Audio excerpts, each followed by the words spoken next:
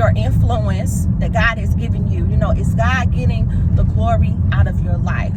And then something else hit me that, you know, you could be struggling with some things in your life, and it's like, you know, we want the deliverance, but we don't want to disassociate from whatever's holding us back and keeping us bound, knowingly or unknowingly. It could be trauma from the past. It could be not wanting to let go of certain relationships, family members, organizations, churches, whatever you're attached to that's holding you back. It could be drinking. It could be just addictions. It can be a number of things, right? But we want the deliverance. And so we have to be intentional about I can't even say the word. Disassociating from whatever's keeping us back. Does that make sense? So,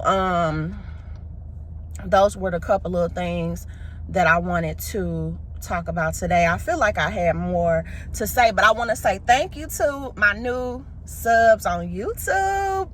You know, and you know that there's a lot to be said about remaining your authentic self. If you have an online platform, and even an offline, whoever you are in your job, in your work, in your friendships, in your relationships, in your family, you know, I may try to, you know, look like the world and, you know, do my little thing, I call it ratchet posts. Some of us, you know, are comedians and those kind of things. And so we just, you know, we relate to the world because we try to keep up with the times that we're living in. But at the end of the day, I noticed that you got to stay true to you. You got to stay true to your message. You got to stay true to who you are, because when you start to deviate, you know, you can lose people sometimes because they like, who are you? Who are you presenting as?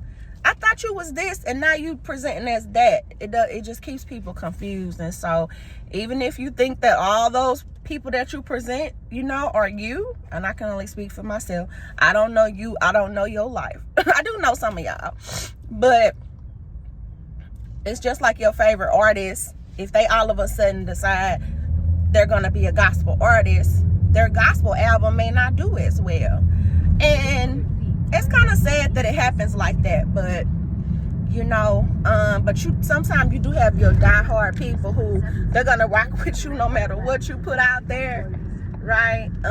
And so that's kind of cool as well. But at the end of the day, we just gotta stay true to, you know, who we are in our core. I've talked about that a lot. And so you don't want to misrepresent yourself. You don't want to misrepresent your family. You don't want to misrepresent God unless you truly, you know, have changed into not being the same person that you once were. You know, what just popped in my head is Kanye West and how he's always coming up with a new name. And, you know, one minute he's loving the Lord and the next minute he's, you know, back on his demon stuff. And, you know, that's a sign of mental illness. That's a sign of spiritual schizophrenia, you know. And so that may be some of us, you know, at times self-included. But in these times, I keep talking about these times that we're living in, we've got to,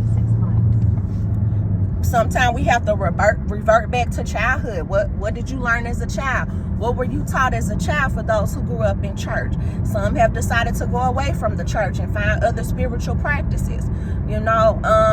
But maybe Kanye West is not the best example, but it just made me think about how his life significantly changed from Jesus walks, you know, and the Lord saved me from this bad car accident, to now you're in the industry and, you know, you're doing all kind of things, experimenting with drugs and whatever else he's into. I don't really know his life, but it reflects in his work. You know, whatever he's going through, it comes out in his music. So I don't know. That's it, y'all. I hope you enjoyed this message. And again, thank you again for those who are watching, listening.